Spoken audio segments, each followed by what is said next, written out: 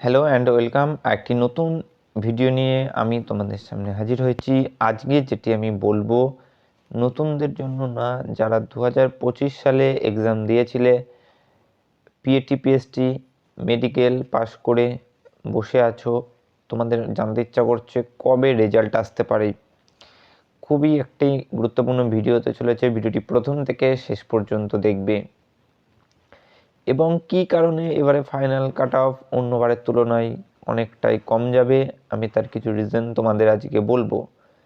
প্রথমে বলবো রেজাল্ট কবে দিতে পারে। অনেকে বলেছিল কিন্তু ডিসেম্বর মাসে রেজাল্ট দেবে, কিন্তু ডিসেম্বর মাস প্রায় শেষ হতে চললো, তোমরা রেজাল্ট পাওনি। তোমরা জানো রাঁচিতে একটি প্রবলেমের জন্য রিমেডিকেল আবার হয়েছিল, বিভিন্ন কারণে ডিসেম্বর মাসে কিন্তু রেজাল্ট আসেনি। তোমাদের কিন্তু জানুয়ারি মাসের ফার্স্ট উইকে যে কোনো দিন রেজাল্ট আসার কিন্তু একটি বিশাল সম্ভাবনা রয়েছে। সেটা হতে পারে 3 অথবা 4 তারিখ রেজাল্ট চলে আসতে পারে।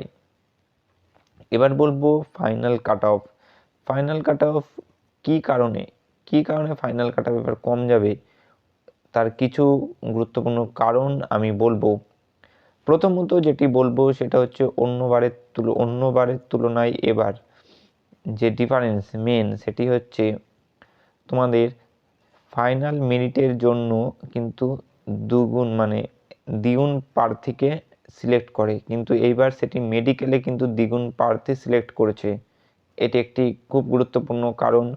এবং অন্যবার কিন্তু ফাইনাল মেরিটের সময় তোমাদের যে এনসিসি মার্কস সেটিকে যোগ করে, কিন্তু এবার মেডিকেলের সময় কিন্তু করে দিয়েছে।